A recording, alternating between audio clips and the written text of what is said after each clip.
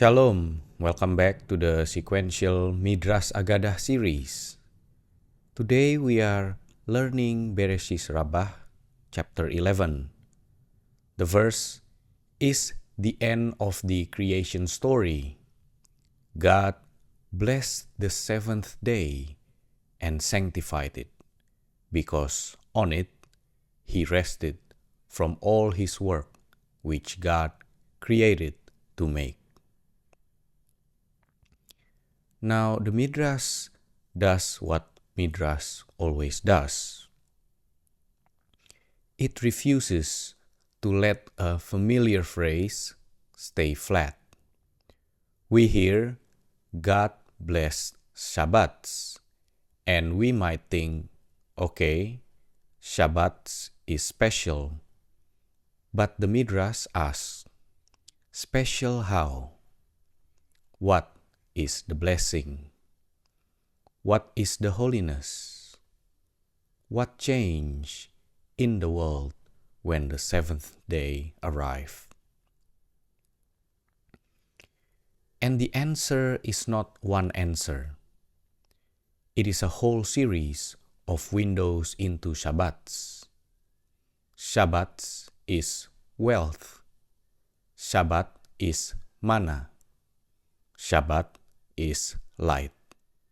Shabbat is clothing. Shabbat is food with a taste that cannot be bought. Shabbat is rest, but it is also testimony. It tells the world that Hashem did not merely create reality. He remains master of reality. The first explanation is simple and powerful. The blessing of Shabbat is that it does not bring sadness with it. There is mourning in life, and there is grief in life. But Shabbat has a certain refusal to be swallowed by sadness.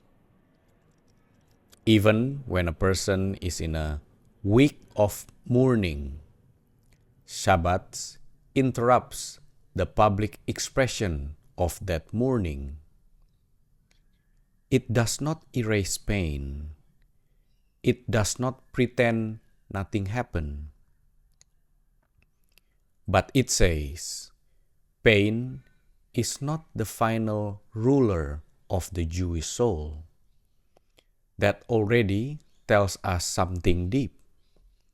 The blessing of Shabbat is not only more money, or more food, or more time. It is a blessing in the inner atmosphere of a person. Shabbat enters and says, for this day, live under the sovereignty of Hashem's completion, not under the tyranny of your anxiety. Then the Midrash moves to the manna. During the week, each person received one portion. On Friday, a double portion fell. On Shabbat, no manna fell at all. That is both the blessing and the sanctity. The blessing is that the need is provided before the need arrives. The holiness is that Shabbat itself does not need the normal scramble. That is one of the great lessons of Shabbat. During the week, we often live as if our survival depends entirely on our motion. Run faster, answer more, produce more, secure more. But the manna teaches the opposite. Sometimes Hashem provides in a way that allows you not to gather today. Not because you are lazy, and not because life is magic, but because Shabbat is meant to train the soul in trust. And that is why the Midrash does not leave Shabbat as an idea. It brings it into the body. One opinion says the day was blessed with Kiddush, the cup of wine, and sanctified through the seriousness of its desecration. In other words, Shabbat is proclaimed by the mouth and protected by boundaries. We do not only feel Shabbat, we announce it. We hold a cup and say, "This day is different." Another opinion says Shabbat is blessed and sanctified through clothing. Rabbi Huna says a person should change clothing for Shabbat. If he cannot change everything, he should change what he can. If he cannot change even that, he should at least wear his weekday clothing differently. That is such a human teaching. The Midrash understands that not everyone has a closet full of beautiful garments, but everyone can make some gesture that says, "I am entering another space." Clothing is not superficial here. Clothing is how the body tells the mind we have crossed a threshold. Then the Midrash speaks about the Shabbat's lamp and the light of a person's face. It connects Shabbat to the original light of creation, a light that Adam could see with before it was hidden away for the righteous. The Midrash says that this light continued through the first Shabbat, and only after Shabbat did darkness fully enter. That is why at the end of Shabbat we bless Hashem over fire. Think about that. Shabbat begins with candles and ends with Havdalah light. It is surrounded by light because it carries a memory of the world before darkness became normal. Even now, when Shabbat comes in, something in the human face can change. A person can look less hunted, less scattered, less owned by the weak. The Midrash then gives another answer.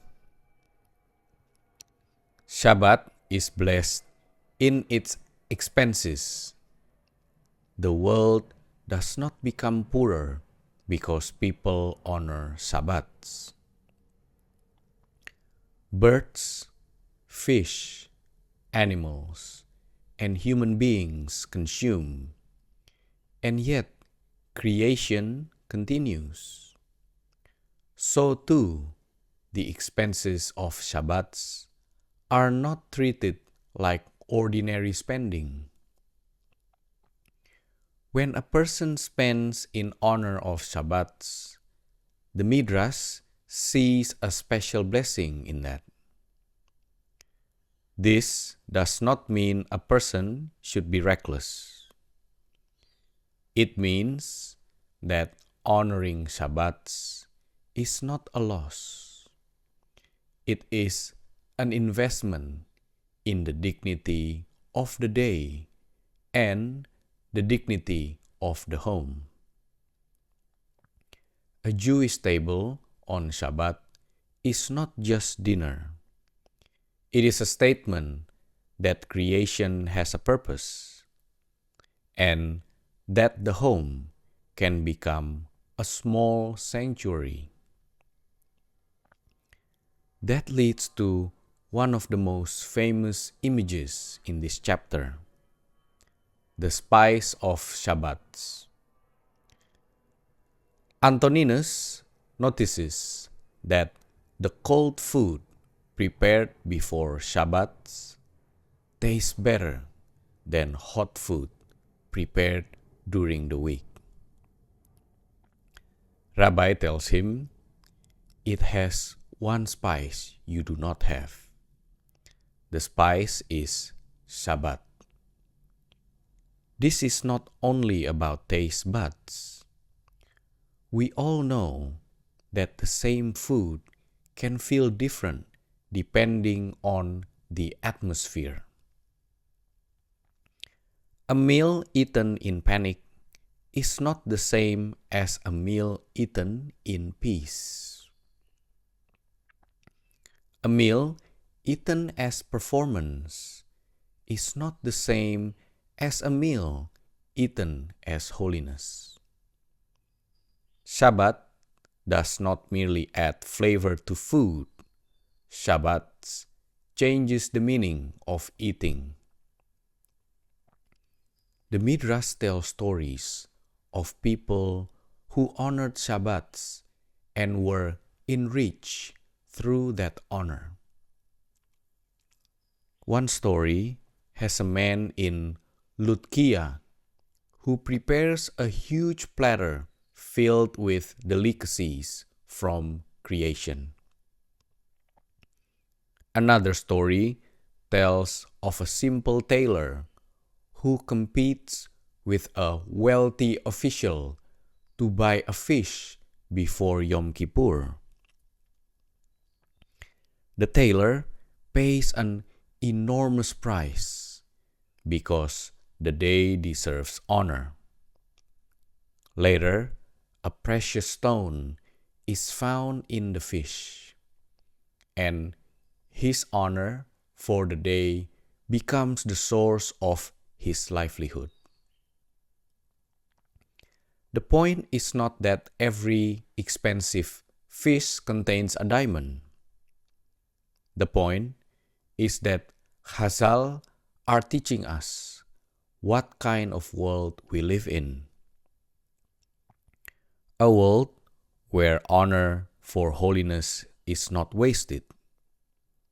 A world where a person's sacrifice for Shabbat matters. Then comes the great argument between Turnus Rufus and Rabbi Akiva. Turnus Rufus asks, "Why is this day different from all other days?" Rabbi Akiva answers by asking, "Why are you different from other people?" "Because the king appointed you. So too, Shabbat is different because Hashem appointed it." But Turnus Rufus wants proof. Rabbi Akiva points to signs. The river Sambatyon, which rests on Shabbat. The spirit of the dead, which does not ascend on Shabbat. And the punishment of Gehinnom, which pauses on Shabbat. The point is that Shabbat is not only a human custom. It is woven into the moral structure of reality. Then Turnus Rufus asks a sharper question. If Hashem honors Shabbat, why do the winds still blow? Why does rain still fall? Why does grass still grow? Rabbi Akiva answers with an analogy. Carrying from one private domain to another private domain is different from carrying into a public domain. But the whole world belongs to Hashem. There is no outside. There is no public courtyard beyond His ownership. So when creation continues to function, that is not Hashem violating Shabbat. That is the world operating inside His domain. This is a very important distinction. Shabbat does not mean Hashem abandons the world. It means He finished creating it. He remains present, sustaining it, guiding it, and ruling it. Next, the Midrash brings a philosopher who asks Rabbi Hosea, if circumcision is so beloved, why was Adam not created circumcised? Rabbi Hosea answers with a question from ordinary life. Why do you shave the hair of your head but leave the beard? Some things grow and need human shaping. Then he says something broader. Everything created in the 6 days still requires preparation. Mustard needs sweetening. Lupines need sweetening. Wheat needs grinding. That line is the key to the end of our verse, which God created to make. Creation was created in a way that leaves room for making. Hashem made a world that invites human completion. We are not spectators. We are partners. Circumcision becomes the symbol of that partnership. The human being is created with work left to do. Now the Midrash turns to reward. Abraham observed the whole Torah, but the verse does not explicitly connect him to Shabbats, and his inheritance is described with measure. Jacob, however, is associated with arriving before Shabbats and setting his boundaries before the day begins. Regarding Jacob, the inheritance bursts out in every direction: west, east, north, and south. The message is that one who honors Shabbats receives a relationship to the land and to life that is beyond narrow measure. Shabbat itself is a boundary, but keeping that boundary opens expansiveness. That is one of the paradoxes of Torah. The limit creates the blessing. Then the Midrash asks, why did Hashem bless the seventh day? One answer: because Shabbat has no mate. The days of the week can be paired: the first with the second, the third with the fourth, the fifth with the eve of Shabbats, but Shabbat stands alone. Another teaching says Shabbats cannot be postponed. Festivals can shift based on the calendar process, but Shabbats arrives every seventh day no matter what. It does not wait for convenience. It does not ask permission from our schedule. It comes, and then comes a beautiful image. Shabbat says to Hashem, "Every day has a mate, but I have none." Hashem answers, "The congregation of Israel is your mate." Israel and Shabbats belong to each other. That means Shabbats is not only a day we keep.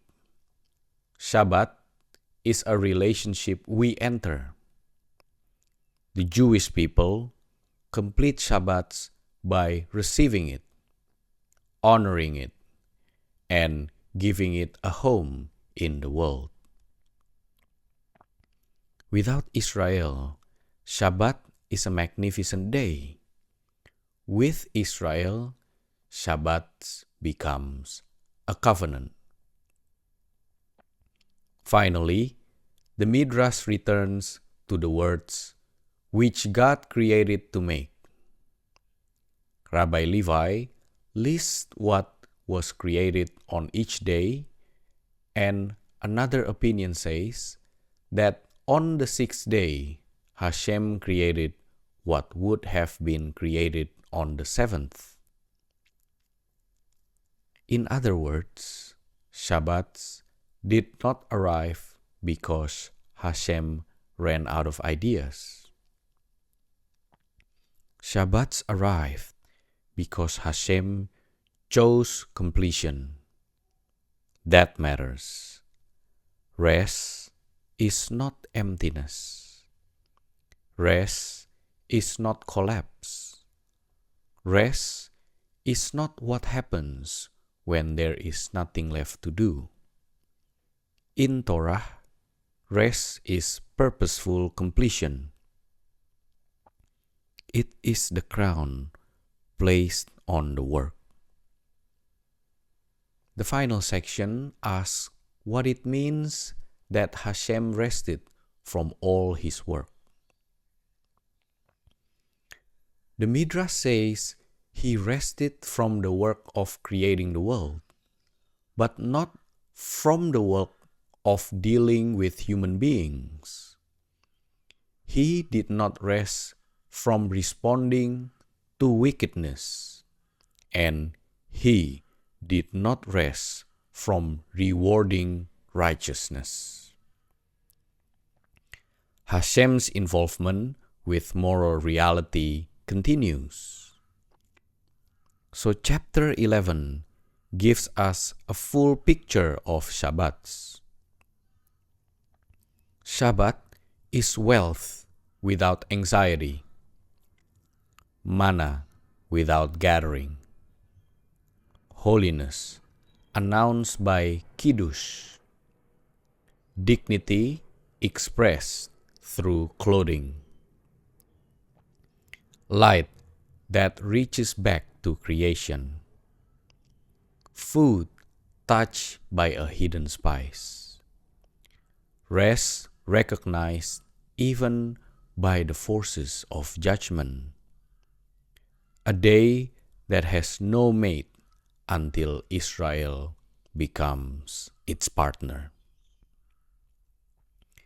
and a reminder that creation itself was made to make so that human beings could finish what Hashem left for us to complete. Notice the movement of the chapter. It begins with the question, what blessing did Hashem place into one day? But by the end, the question has become, what kind of person does this day create? A person who can trust before seeing the manna fall. A person who can spend for holiness without feeling robbed. A person who can dress differently, eat differently, speak differently, and stop differently. A person who understands that the week is not rejected by Shabbats.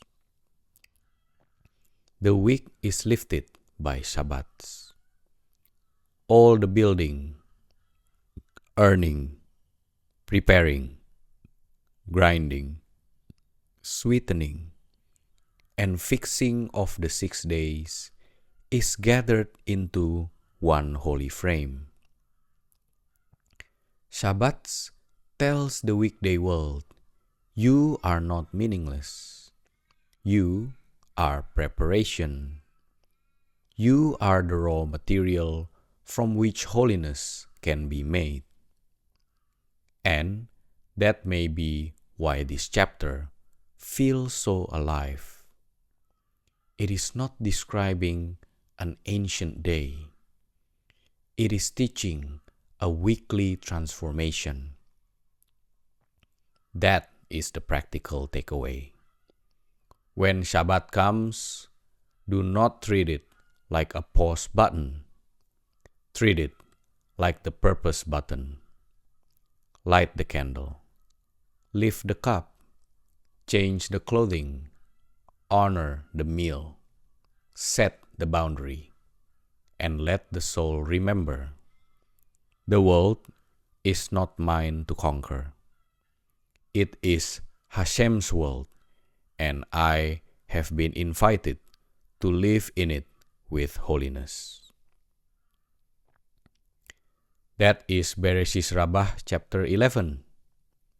In the next part of the series, we will continue following the Midrash step by step, watching how Chazal read every word as a doorway. I will see you in the next video. Shalom.